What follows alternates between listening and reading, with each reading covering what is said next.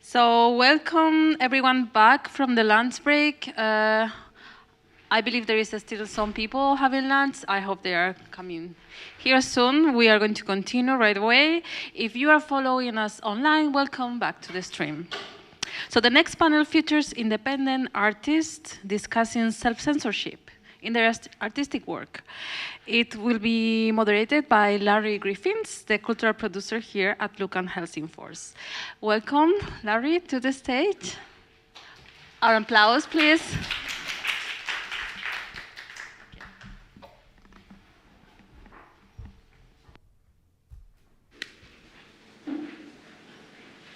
Oh, that was it?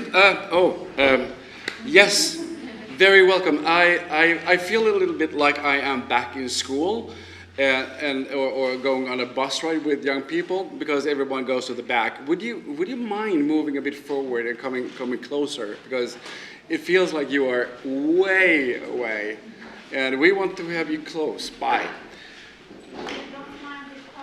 I don't mind coffee at all. Bring coffee, bring grandma, bring everyone who is fun. And when you, oh, nice. We like this. Yeah, we're talking about censorship. And I also want to say I hope I'm looking in the right camera now, but I really want to say hello and happy Night of the Arts, even though it's daytime, to everyone here, to everyone who is following us online or who will watch it later when it's a bit more snowy and dark outside. Please like and subscribe. This is what you should say, but it helps us. It helps you, hopefully, to get some more notification when we publish, and we do that regularly, especially this autumn. It will be great. With that said, censorship is a fun topic to talk about, isn't it? I would like to introduce Aizhan Sultan to the stage.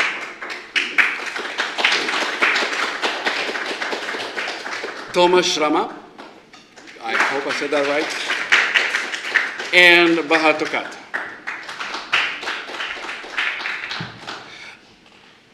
I also want to say that,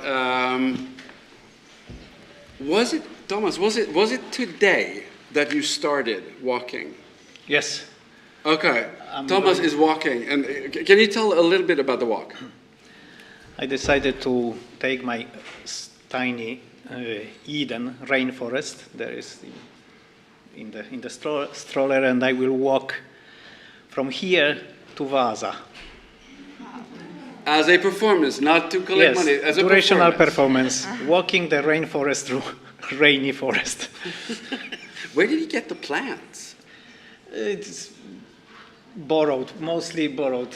So you have to take care of them. Yes, but yeah, I'm risking the plants, but also a little bit my health too, so I think it's fair that we all risk, I mean, the garden and me. And together. It's good for the environment. So. And yes, and we try to survive. Good.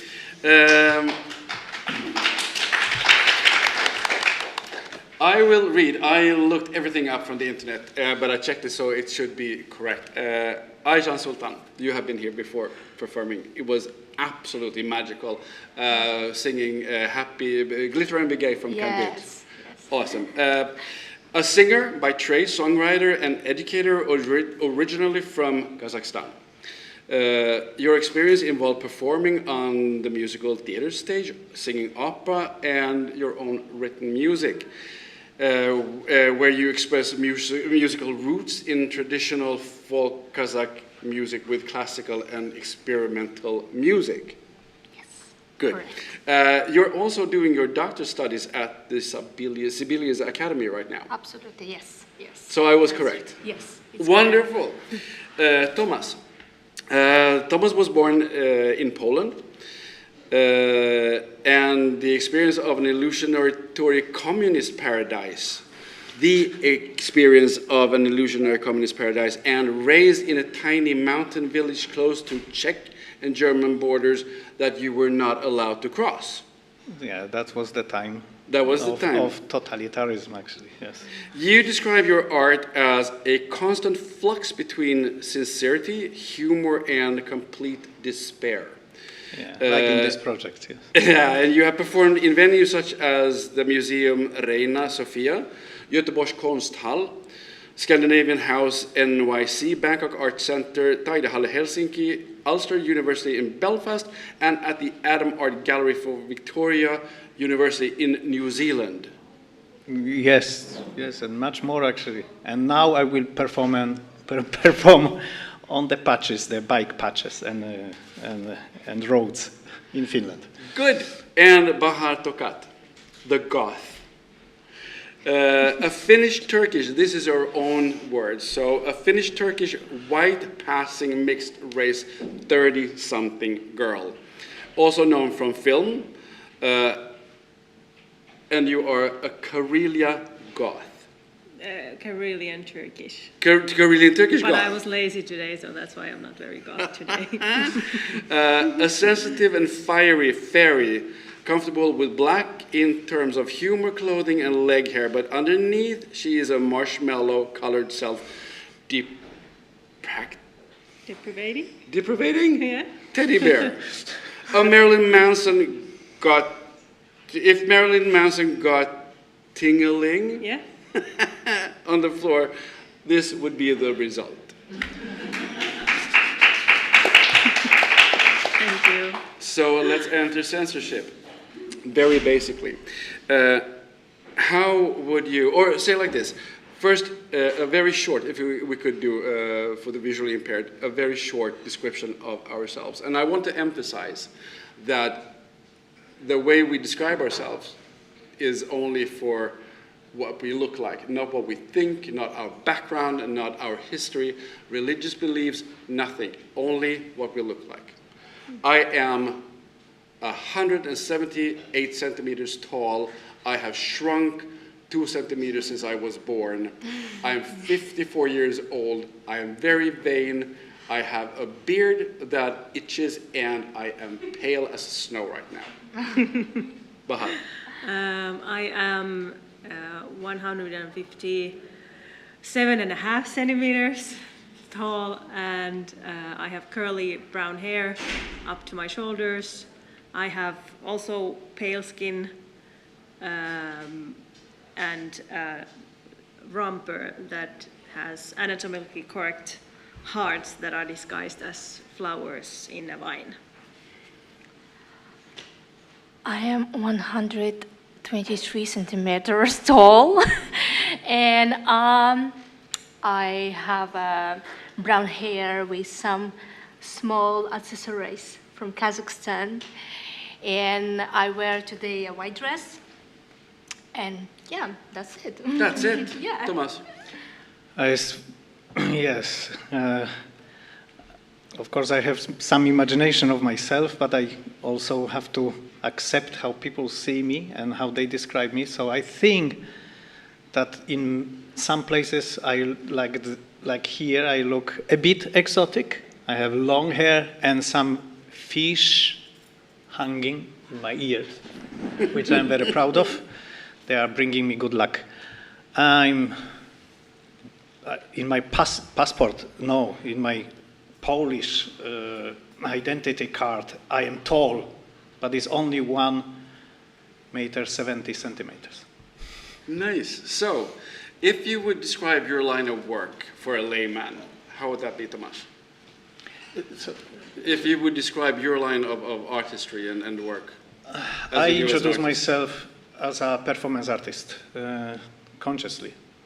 And I wouldn't like to confuse it with performing arts. I am performance artist, so it's a lot about action art, a lot about improvisation, creating from the scratch on the spot, and interactive. Usually I interact with people in my performance pieces. How did, when did you start? In '93, as I recall, but probably even earlier, but I found out documentation from 1993, yes. Nice. Aizhan? Well, I consider myself singer and a singer-musician. I don't know, sometimes people dividing singers between singers and musicians, which is, in my opinion, it doesn't make sense. I am a musician, and I don't want to emphasize in which kind of genre because looking to my background, it's very mixed. I do opera, I do musicals, I do folk singing, but currently I do also my doctoral studies, and maybe at the moment I take a path more to the folk music and something more electronic, and yeah. And you will also perform here tonight. Oh yes. I can say that she was doing the sound check yesterday, and people came down from the other floors, standing outside here listening. It was cool. Bahar. Okay, yeah, so I am a stand-up comedian, and how would I describe that to a layman? I would say that a stand-up comedian is a person who is trying to make the audience laugh. Does it work? Yeah, with me, yes, but not for everyone, and not for me for every occasion. But usually, I would like to say that yes, it works. I think most times you did very, I would say, a very brave thing, because you don't speak Swedish fluently, right? No. No, but you have been here for Top Floor Comedy with Janne Grönros, Yep. and you called and said, "Could I have my first stand-up show in Swedish here?" Yeah. It was great. Yeah. It was amazing. It was. Thank you. Yes, worth everything. Would you ever censor yourself? I would say that I do censor or now we would have to define what is censorship, because if there's a joke that I come up with and I think it's really funny, but I think that it's a controversial topic, then I wouldn't not tell it just because the topic is controversial. But if I come up with a joke and I'm like, this is not funny at all, then of course I'm not going to tell it, because I don't even think it's funny. Why would anyone else think it's funny? But if we talk about censorship in the kind of everyday censorship we do all the time in our brain, that where we don't say everything we think about out loud, then I do it all the time. But if I come up with jokes that I really want to tell, I don't see why I wouldn't tell them, because if I think that they're really funny and I think that they're not. And there is a difference, because in your daily life, you don't have like a purpose like you do on stage. You have an audience coming, but you are interacting with people, and then you have different social skills you have to apply to, and social situations. But as a stand-up and a comedian, your goal is to, if I'm not mistaken, push the boundaries and make people laugh a little bit about the unlaughable. Yeah, I would say that I have a very kind of dark sense of humor, or a very, I like black humor and dark humor. So I would say that I have jokes that I probably wouldn't tell with a person I just met like today. I wouldn't probably let them know about my joke about the Armenian genocide maybe. But if I'm in a performance setting, then the people know that it's a performance. They know that this is jokes, this is a comedy show. So the expectations is also different, and the context, because context matters very much in I think. Oh, for sure, always. All art and all kind of what interactions. What do you say, Aizhan? Would you ever censor yourself? Well, in my opinion, I think self-censorship very much connected to ignorance. And some would say that people afraid to understand sometimes something. But what about if people don't want to understand? So as some research of, I think, Jennifer Foster, it shows that we have two types of, between like ignorance, it can be passive ignorance and active ignorance. Passive ignorance, and when you just don't know something. For example, I don't know anything about meteorology. No offense, it's not my field, I'm very far from it. Active ignorance is when you go out of your way to make sure that you don't know something, to avoid certain things. Like you don't want to take part of it. You need to not know. For example, I will show a very good example on myself. I have friends, and they are activist ecologists, and they promote sustainability. They talk a lot about how it's damageable for planets to take some actions as we people do, how it's important now to talk about global warming, and they talk a lot about how it's damageable to take planes. Me, as a person who have a concert in different countries, projects, visiting families and traveling, remain in this kind of situation ignorant, because it's something that I don't need to know. It's kind of like inside of me. I believe that taking planes is it not wrong? So in this situation, I remain ignorant. And when I started to think about self-censorship, and I think it's very much also connected to my research that I'm doing now in Sibelius Academy. My research, I'm doing research on the subject of decolonizing artistic identity. So basically, I'm trying to understand how colonialism and ableism issues, in my case, affected me as an artist. And during this research, I do have some diary when I write my thoughts or something that is very important. And I would like today to read a little bit of that. So, sure. I have to give up ways of expressing myself as a person and a musician in order to meet the standards of society. My strategy was to mimic what I was not by ignoring my disability and my nationality. I perform on the stage wearing 50 centimeters high heels, hiding what I can't hide, long dresses to deceive myself.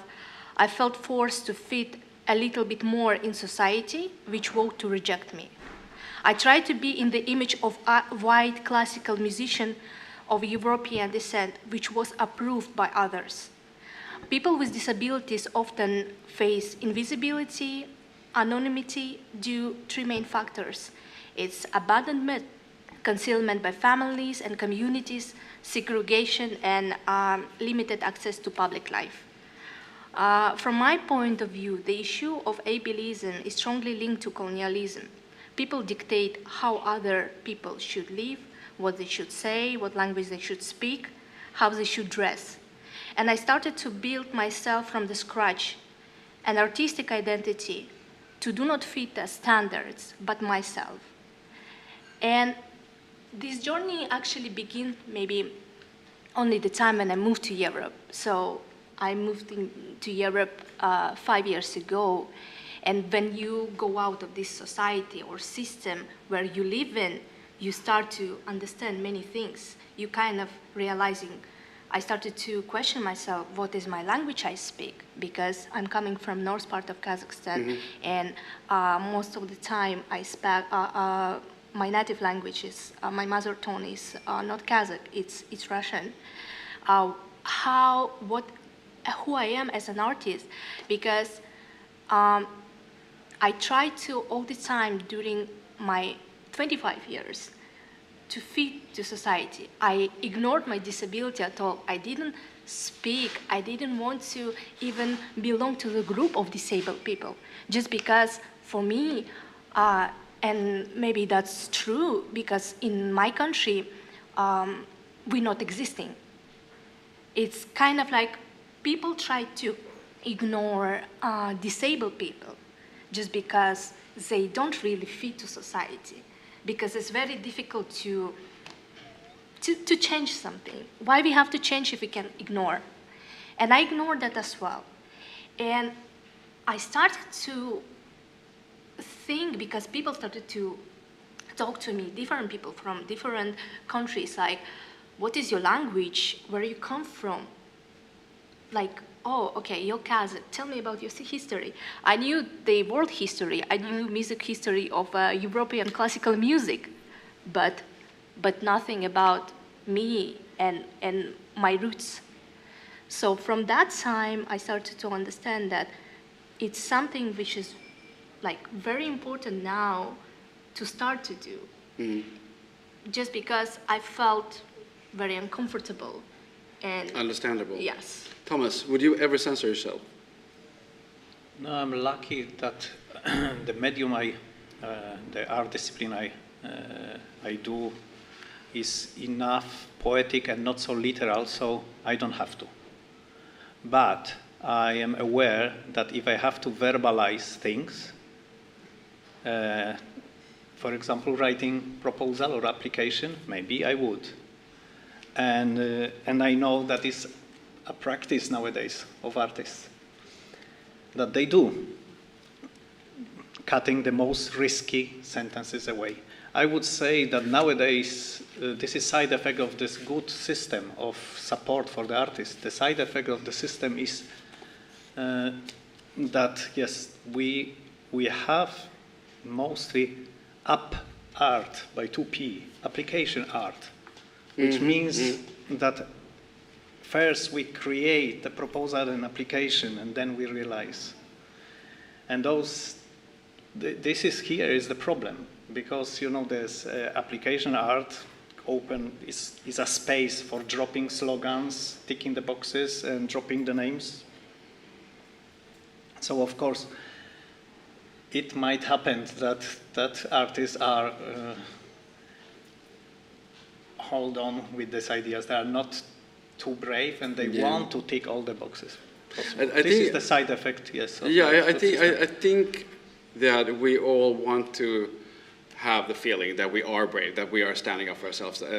But we also have. That was a very good idea.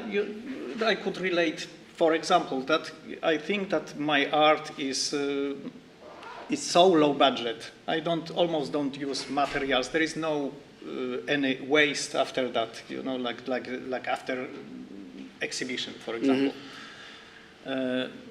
or nothing left. Usually, I use my own body and very simple things. But because I use my own body, I always perform myself. I also travel a lot. If my art is invited, I am invited. I have to take place. Because you are your art. I am my art. Yeah, I actually read an article, very interesting, and we talked a little bit about it before, written in 2020. A new study called "Cultural Control: Censorship and Suppression of the Arts in Poland." You're from Poland, and it was published, and it described how the now right-wing government is pushing pressure on artists to censor themselves for the general public. I already experienced that in the end of my Polish career. Yeah. When I was still a student in Academy of Fine Art. So first it was the censorship and oppression of the totalitarian so-called. It's supposed to be social democracy, but we know how it was in the 80s in Poland, because eventually we had police state, army state, and martial law in 81 when I was 11. And censorship, of course, that was very strong, but also obvious. And then after the year 90, when the system completely changed, very quickly, actually, the other side took part, and then, you know, the conservative movement started to censorize a different way. It was, but as strong, and this is echo of that. It's still going on in Poland. So it's like a yo-yo going back and forth. Yes, all the time, and there is like simply two groups. Poland is divided, actually, half more conservative East and the less conservative West. It's kind of a trend now in Europe, isn't it? And that's what I wanted to mention, that Poland is a big nation, so we hear a lot about that, and we hear a lot because a lot of my friends artists are, dealing with it. Yeah. They really do, and they can do it at least. They can respond. There is dramatic cases, of course, but still we hear a lot about that, and we discuss that. But I think this is, because I travel a lot, this is general tendency, at least in whole Europe, more or less. That everything is again starting to be more and more people tight. Yeah. We never learn, do we? We never learn. We just go back to the old ways and say that. Well, but this is maybe the this problem. time works. Also, this is the problem of the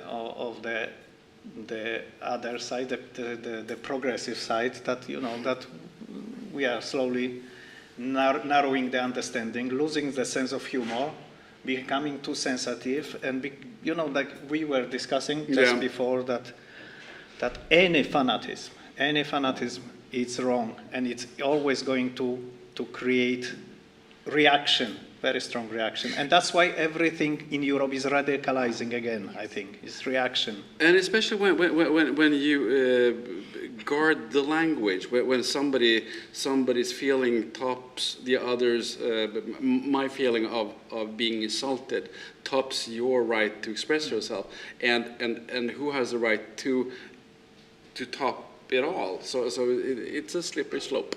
I will just the last sentence. Okay, very quickly. Okay. Yes, okay. That I think that the respect, even performing and really reflecting the crazy world and doing whatever I want in my performance, the respect is very, very important for the both sides. Very much. Now, Aizhan, there was an article published in Sweden 2021 by Brottsoffermyndigheten, or in English, the Crime Victim Authority, stating that social issues are particularly vulnerable to threats and hatred. The study also highlights that this applies very much to officials, but also journalists and artists and opinion leaders. What would you say would be the biggest risk of having to censor yourself as an artist for the sake of culture and yourself as an artist? You mean in Kazakhstan? I mean in general, but also definitely in Kazakhstan. Well, I will try to focus now because I will tell you the current situation in Central Asia and how it's the things going on there. Because if we say about these issues in Europe that we are trying to radicalizing a lot of things and the things in art going very tight, it's absolutely the same, even maybe worse going on in Central Asia. In October 2023, our government proposed a new offer which recommends people from education, research, art fields and culture do not talk about Holodomor. It's the, how you call that in famine. In 1933 in Kazakhstan, where we lost 60% of population, and only in 1996 we stopped being minorities in our country. And about the colonization, about the issue of different catastrophe, what happened during the Soviet time, and these things going tighter and tighter, and it doesn't allow people from art fields, researchers and artists do not express themselves and do not relate them to these subjects. So that's why when I choose my subject of my PhD, I knew that it wouldn't be possible to do that in Kazakhstan. And maybe at some point I will be even banned there, just because I do something which is not really good for our government. And for a new fresh example, it's like maybe two weeks ago, we had a high heels dancer who was dancing, doing the show, and video, recorded dance video in the youth. He got to prison for 7 years just because he was promoting LGBTQ in our country. They thought so, which is very, very ridiculous. He just did his art, and there was nothing against government. There was nothing about political issues or something like that. It's just because men decided to be on the high heels and decided to be in the traditional house of Kazakh people. That is worrying quite a lot all people from cultural field, from education and art in Kazakhstan nowadays. It's a bit, sorry to interrupt you, but I would say also the history of the high-heeled shoe is very male, it's very muscular when it comes to knights and it comes to how, especially when it comes to art and culture and how you emphasize your hierarchy in society by using high heels, and especially butchers and fishermen who had high heels, so they wouldn't walk around in the goo. So high heels are for guys. Sorry, I think Madame Pompadour changed that. But what happened to this person in prison now? He's still in prison, yes. And it's a very huge news, but of course nobody can act against that because there wasn't even trial. He just automatically went to the prison without any trials, without any support of the authority and so on. No. Because of shoes? Yes, because of shoes. When it comes to humor, I remember when I was a bit younger, there was a TV show called Soap on TV, and it was very radical, people thought, that because they were joking, and they had Black Butler Benson, they had Billy Crystal, he was playing one of the first openly gay characters in TV, and they were joking about old people that you didn't do. And then now we have, or had Little Britain, who were making jokes about old ladies being incontinent, and gay people, and making, and they have said now, the two guys from Little Britain, that if we would do it today, we would not make the jokes like that today. Is it because we learn that not to offend someone, or is it because we are afraid to offend? When are you not allowed to joke about something? Well, I think when it comes to old TV shows made 10, 20, 30 years ago, and the people who made it saying now that they wouldn't make the same jokes now, I think that's just natural.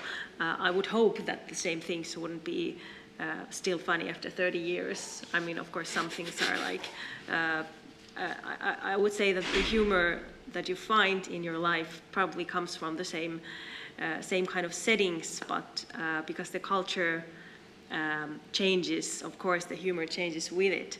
So, talking about the topics you're allowed to make fun of, I would say that there is no topics that you are not allowed to make fun of.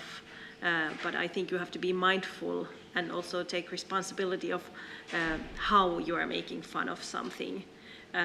There is a term in that we often use in stand-up called punching up, which means that you never want to make fun of someone who is who you have power over, for example.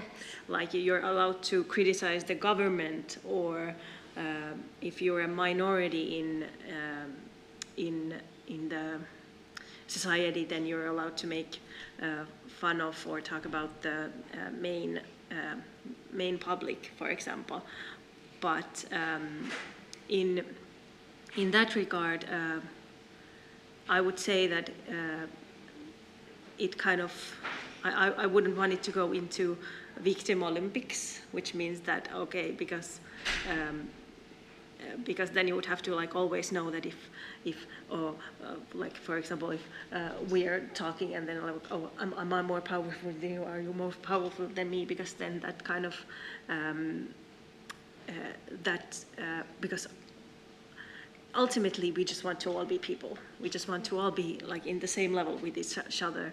So I would say that you always have to be mindful of how you are making fun of something, and are you deliberately trying to offend someone, or are you just having fun with someone, and are you just like making jokes with people as you do with your friends, for example. So is there any group of people that you are not allowed, or that you cannot make jokes about? Well, if you ask from or that you feel you cannot do? No, I don't feel like there's any one group I couldn't make fun of.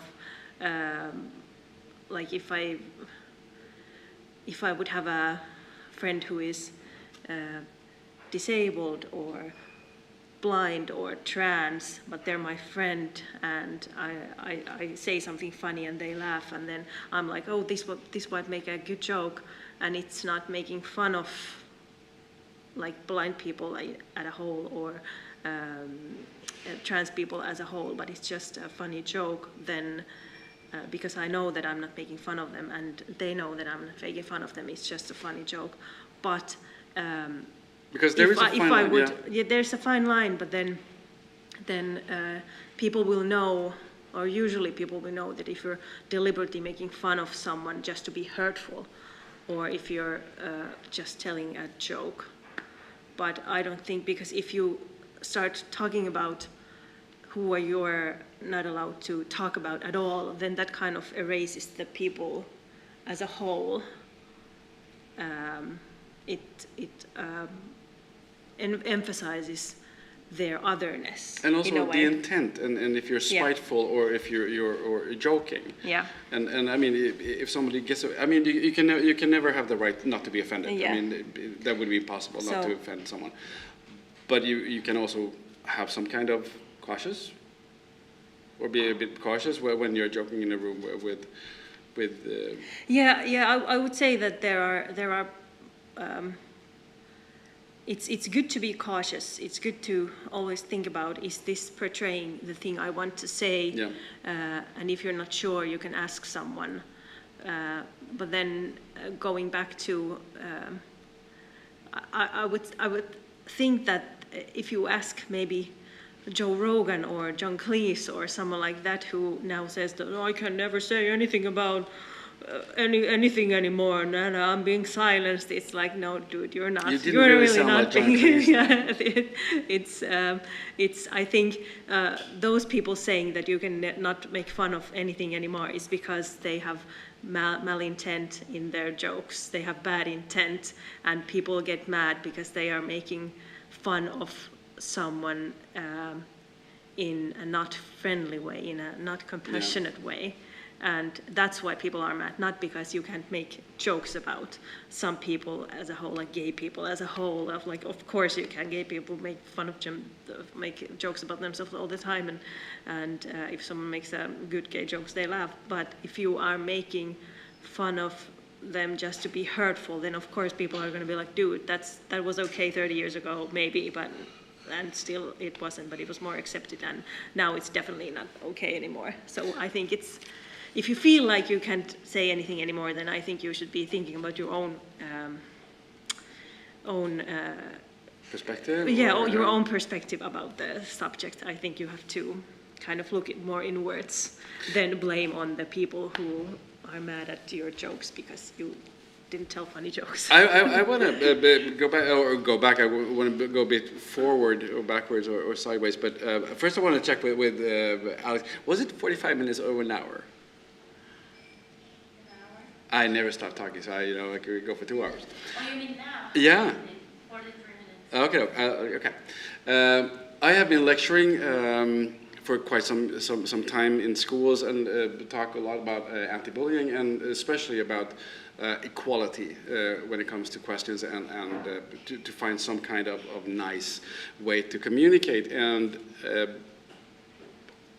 I have to say that every time that when we work with these equality groups, there is always one challenge, and that is, and I try to explain to both the teachers and the kids, that the problem with this is actually that you are in a group right now where you all agree, and that is good. And I personally think that you have very, very good intention and very good ideas.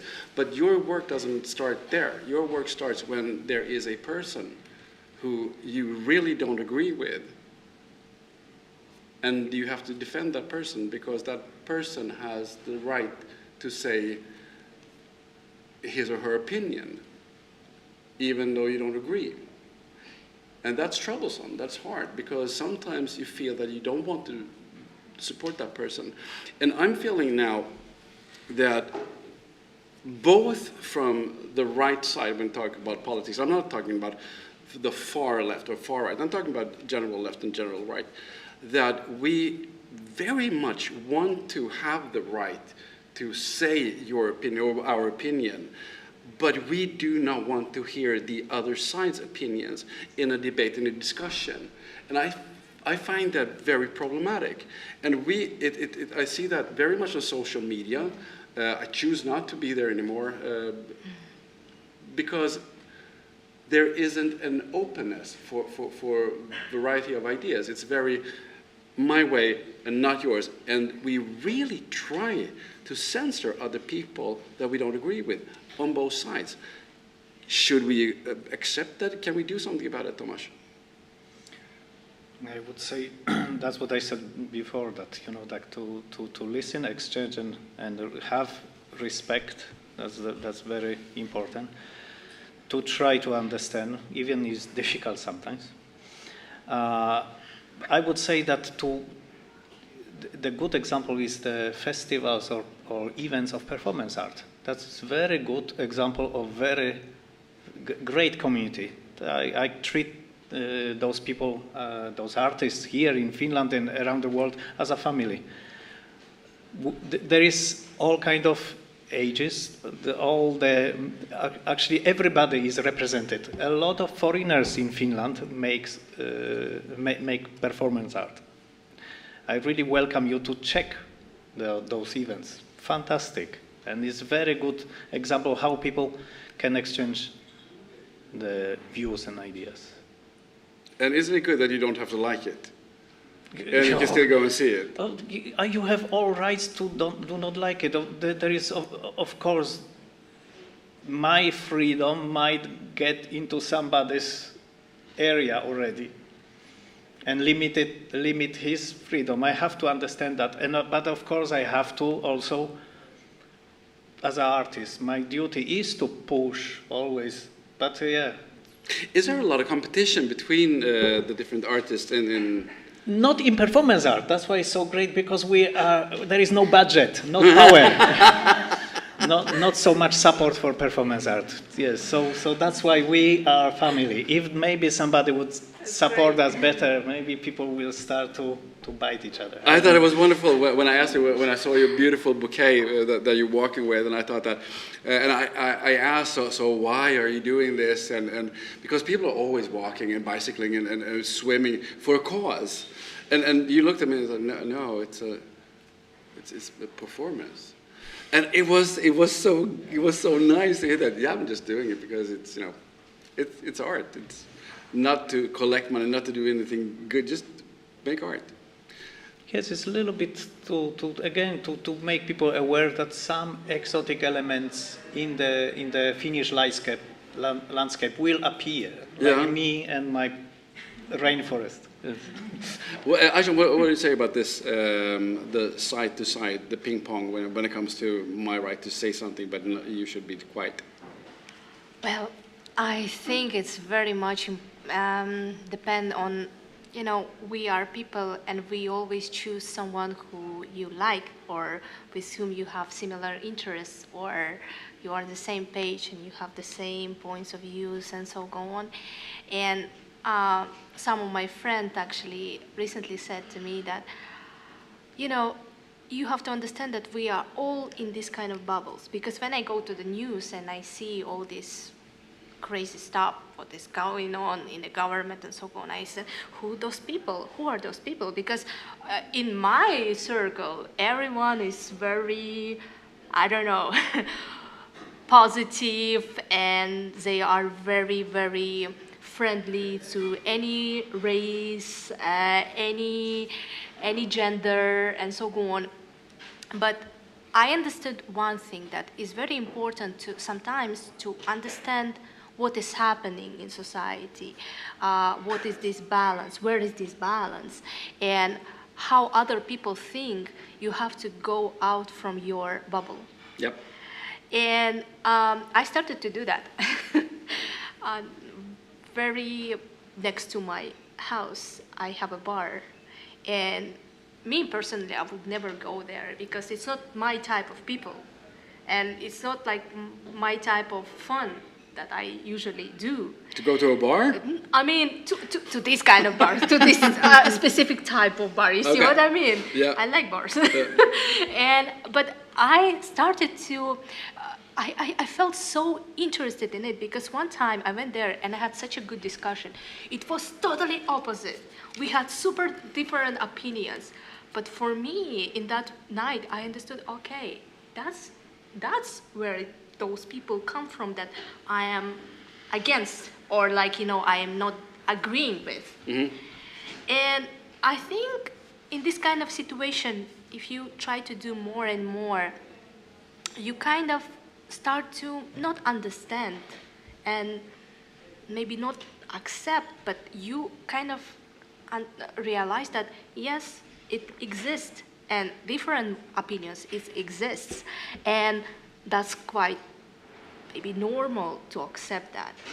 And that's a very, very good practice. And I think it comes very much with your age and kind of like a wisdom that you started to have. I don't know, because back 5 years ago, I was very radical in my, like, if I had to be right. I had to be, like, my opinion, it was very important. But nowadays, I try to shape it, and, you can find a lot of also inspiration and a lot of things that you never even thought about. But isn't it true that when you're younger, stereotypical, but when you're younger, you know everything, and you get older, you go like, I don't know shit. Yeah. And I'm not going to tell anyone. I'm just going to let them think that. Yeah. What do you say about the ping pong game, about who is allowed and who is not allowed? Yeah, that is a very recognizable problem with all kind of panels and stuff like that. If that you're usually talking to an echo chamber, Yeah. which means that whatever you say, people are like, yes, Confirming. Here. Yes, which can be good in some cases, but then if you talk about change, nothing will change if you only talk about the people, talk with the people who agree with you, and that actually creates polarization. Because if let's say we all are friends, and then let's say that you say something that I don't agree with, and then we all decide to shun you, and then you have to, like you're not allowed to hang with us anymore. Then of course you're going to find the people who agree with you, and that kind of creates the my team versus your team. But we also have to remember that sometimes, specifically in political discussions, sometimes it's not just about opinions in a way where it's like, I like apples and I like oranges. Well, why can't we have both? It's sometimes you have the right to exist and you don't, which is that sometimes we have to really think about, like in places where who is allowed to speak and who is not. I would say that no one should not, like, I wouldn't say that I have the right to say that you are not allowed to speak at all, but to say that maybe your opinion doesn't matter as much as someone else's. Because if we're talking about things that affect directly someone else's life, well, let's say the abortion ban in, for example, Poland, didn't they ban abortion a few years ago? And it's probably mainly done by men.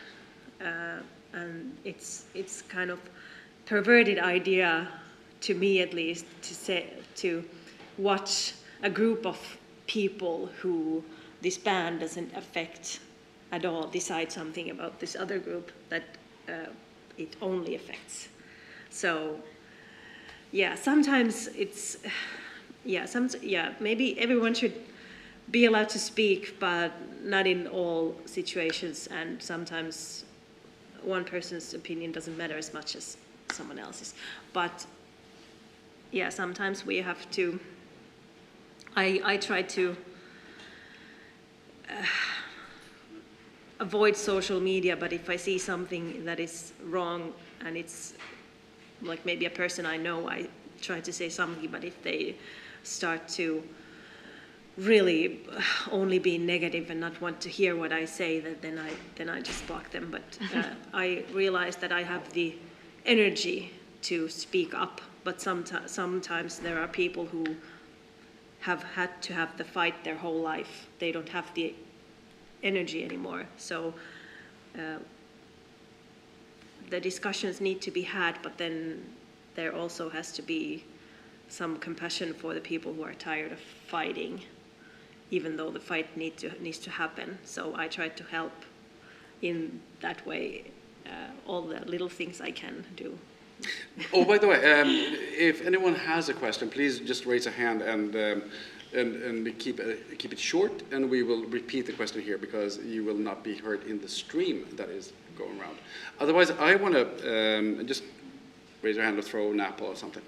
I have to say, I got a bit like, you really want to go on a break. I thought you had a cigarette lying here. Like, okay, No, when it's done, I'm going to go out for some fun.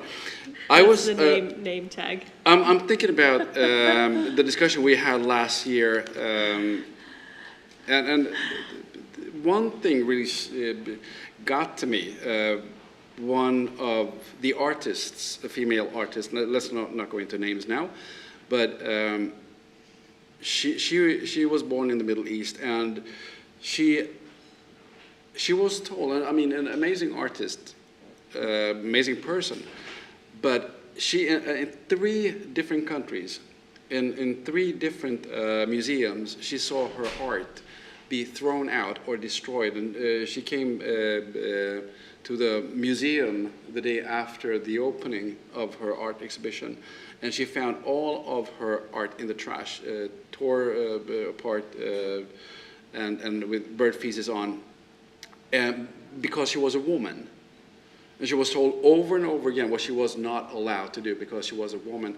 Then she comes to Finland, and she feels that she studied in France, and thought that, okay, I'm gonna still do my feminist artwork. And she came to Finland, and hears that, nah, not good enough. You got to do better, and you kind of end up in some kind of artistic limbo, that you have this pressure that you can do this, you cannot do this, you're not allowed.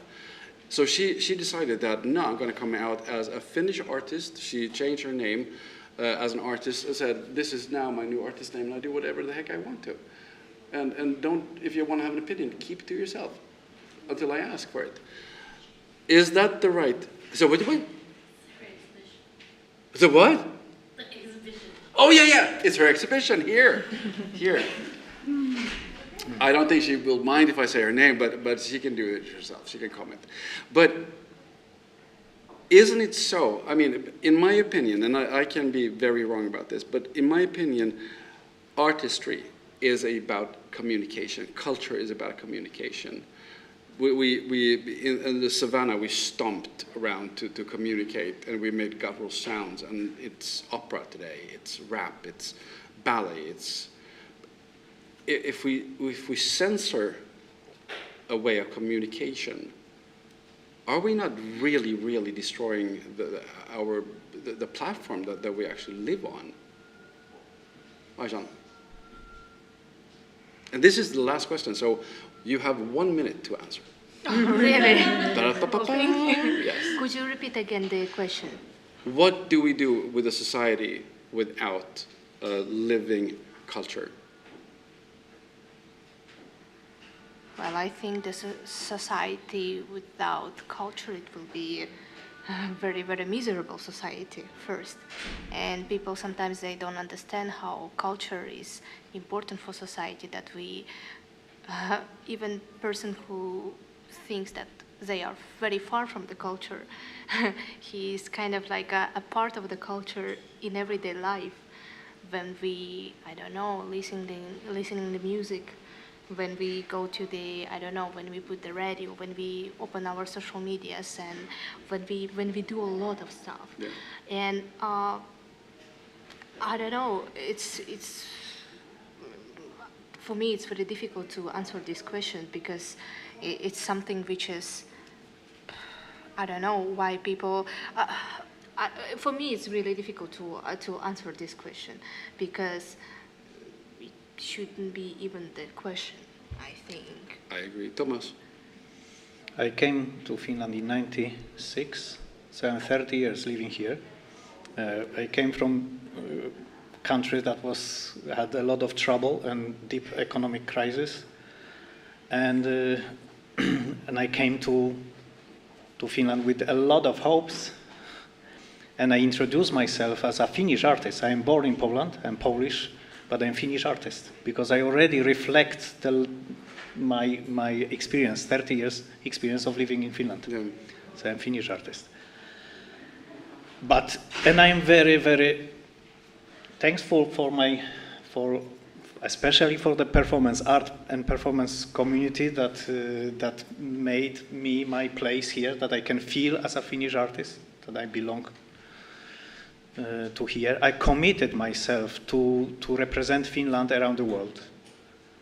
But even I am so thankful, I still think that my job is to reflect, to provoke a little bit, to push a little bit. I'm sorry, but yes, to be sometimes a bit controversial. I think this is the job of art to check, and that's the way how you exchange your opinion. Bahar, last words. Pressure. I think I would say that I think we've seen it many times in history before, that if you censor something, freedom of speech, for example, or the more like strict the atmosphere becomes, the more or let's say culture will find a way. There will be underground culture. There will be secret clubs that only the people who know about it. People will find the ways to express, even if they can't do it freely. But I would like things not to go there, so I would hope that everyone would have the right to express in their way, even though some people may not like it, unless you're doing something illegal. But then again, that comes to the thing, if you make art illegal, then yeah, or let's say immoral. Immoral, yeah. Yeah. If you're not doing anything against the good of humankind, then I think you should be able to. Famous last words. Do good. I am very, very humbly thankful to have had the pleasure to meet you, the three of you. Three fantastic artists. You can follow Tomasz on his social media when he is out walking with the tropical garden. And a big hand to you and a big hand to you, and hope to see you soon, and have a really, really nice Night of the Arts. Thank you. Thank you.